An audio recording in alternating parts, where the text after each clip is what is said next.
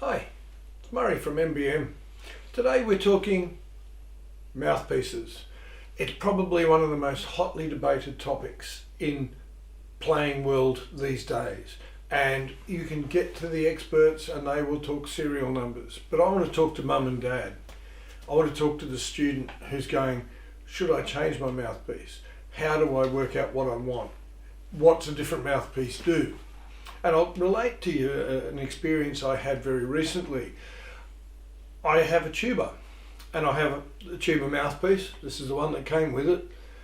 To me, it's absolutely useless to me. It just does not work for me.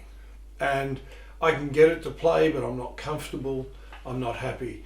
So I went to the stage of going to a tuba specialist and saying, look, I want to change the mouthpiece. And we sat there and we tried about 10 mouthpieces.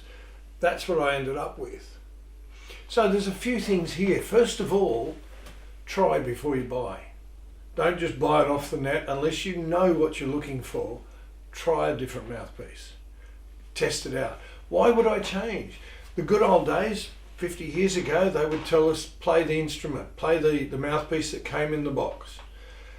That's sadly not really correct anymore, because with better technology, we now have hundreds of mouthpieces that are extra, that are new, that are after sales ones, if you like, that are specialists. And they do some fantastic things. So too, they used to say one mouthpiece for all. So no matter what you played, you stuck with one mouthpiece. Well, again, I tend to disagree with that now. I find lately, I used to play 20 years ago, Dennis Wick was my mouthpiece on everything.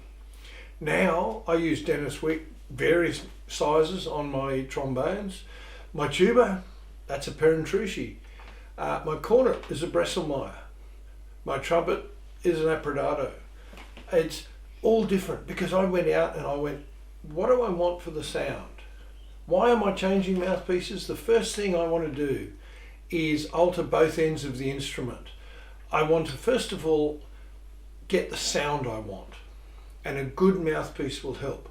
You'll often find, particularly on cheap student instruments, without being nasty to them, they often have cheap student mouthpieces, mass produced, not really critical.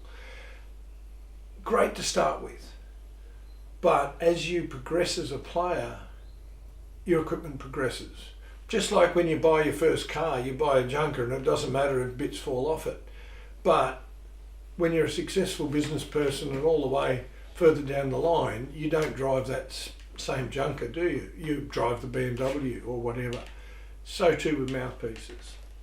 So I want to alter the sound. Now I can do that depending on what I'm using, what I'm doing. If I'm playing in an orchestra, I want a clean open sound, so I use a big open mouthpiece. If I'm playing in a rock band, I want to be able to scream, I want to be able to really nail high cutting pitch, I use a mouthpiece that's suitable for that. So different mouthpieces do different jobs, and there is no reason why you can't use 2 or 3 on a job. Play them. Have a go. And don't just sort of go, toot, that's it. Play them for 10 minutes. Try them on the notes. I specifically went in with the tuba mouthpiece. I specifically went in because there was a certain range that I was struggling with. And talking with the tuba experts, we located the mouthpiece, and I tried probably 10 mouthpieces before I found the one. I kept coming back to it and went, that's the one I want. Okay, that's what you do. Try before you buy. The other thing, we've altered the sound at the front of the instrument. We want to make the back of the instrument more comfortable. That's the bit that's on your lip. That's the bit that you are playing. A lot of the time, particularly young players, we start with the smaller mouthpiece. Some people stick with it, no problem. But as you grow, you put more air through, you need a bigger instrument, a bigger mouthpiece. So something bigger, less back pressure means that your endurance is more. At every stage, make sure that you, the player, is comfortable. It's so important because what we're doing here is matching the instrument to you, so it becomes an extension of you. The mouthpiece should not be the thing that holds you up. Don't be afraid to try them. Don't be afraid to change them. get out there and have a look. There's some wonderful mouthpieces. Bresselmeyer, Aprodato, which is made by Chagall, Frate, as well as the stock standards, the Barks and the Dennis Wicks and all that sort of thing. Get out there and have a look.